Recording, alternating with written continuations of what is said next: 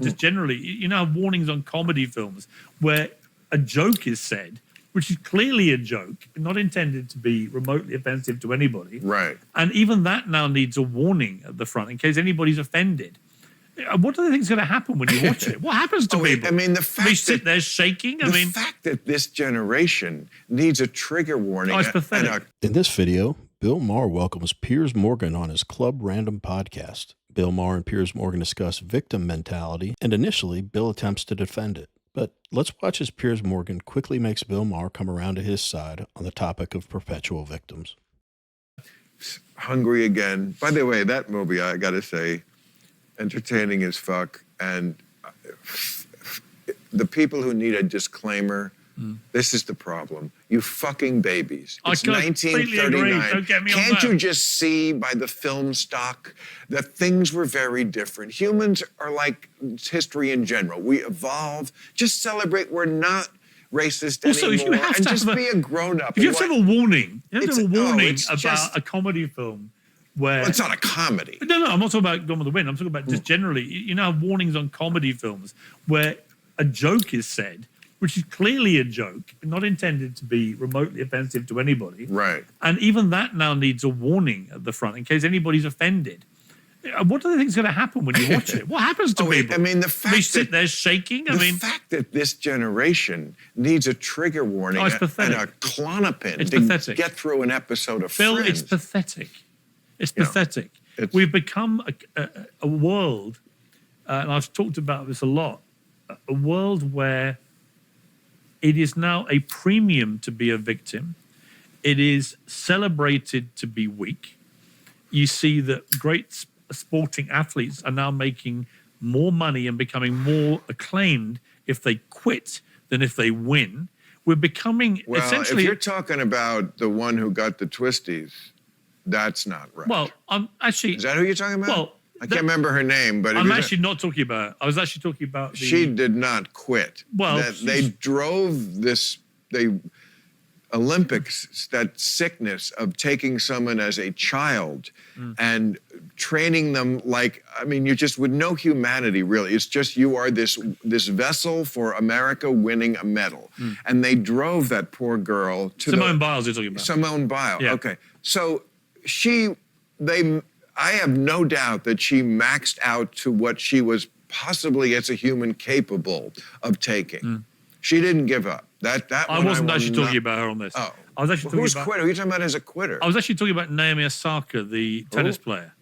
The Okay, tennis I player don't- Yeah, I don't think these two are really disagreeing here. Bill was talking about the Simone Biles story from a while back, and I think he got confused by what Piers was referring to, because by no means do I have any perception of her, unless there's something I'm missing, but I've never had a perception of her being anything but a hardworking athlete that takes pride in what she does. And again, maybe I'm missing something, let me know in the comments, but I don't think that's what Piers is talking about. I think he's going to give an example here. He said some tennis player, and it sounds familiar. I don't remember it that well, but on a kind of smaller level, you know, people quitting as opposed people getting paid more, being more popular is the only word I could think of for quitting as opposed to winning. I think of people like Colin Kaepernick getting a bajillion dollar Nike deal, when the truth is the guy just wasn't good enough to play in the NFL anymore. NFL teams like to win, and the entire NFL embraced the BLM and police brutality and racism narrative. It was painted all over every end zone. It was on every helmet. So I think the argument falls flat that because Colin Kaepernick took this principled stance about how bad the white man is, that's why NFL teams don't want to sign him. Well, what do you mean? They completely embraced everything that he was complaining about. So you got to take that out of the equation. That's not the reason. The reason is Colin Kaepernick had his day in the sun, but he also had a lot of flaws that were kind of covered up. And when defenses started to learn how to defend against him, it just wasn't as effective. Same with RG3. I think it was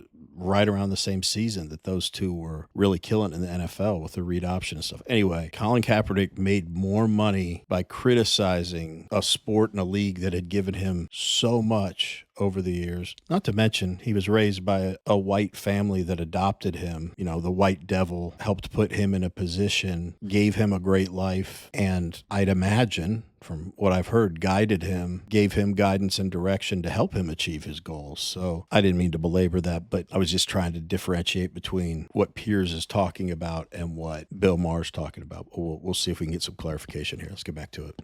I know less about that. So, Naomi Osaka, I know that name. It's an interesting thing for me where she just quit. She quit in the middle of a tournament. Okay. And why? She quit. She came up with a lot of reasons why. It was all, you know, her mental health and this, that, and the other.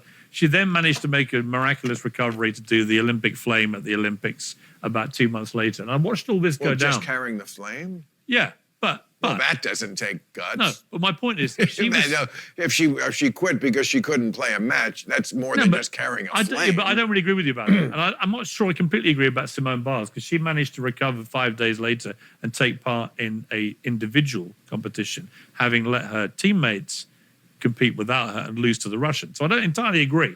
But my general point about it is this.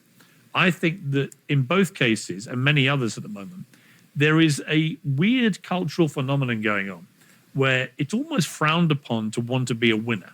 Where if you express yourself, then you're an oppressor. Yes, in some way, if you want to dominate your sport and be a champion and a winner and do what it takes to win. Well, let me finish. We still love winners. Come on, we just had the Super Bowl. We do. We like the winners. They go to Disneyland. The other losers get to.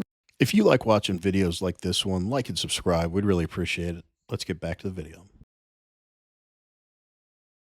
Weep in the water. That's true. Okay. But but if you now quit, if you now give up, and you just embrace this new phenomenon of, well, I've got mental health issues, whatever the real reason may be, and I'm not doubting sometimes the veracity of that, but you get celebrated more than if you win.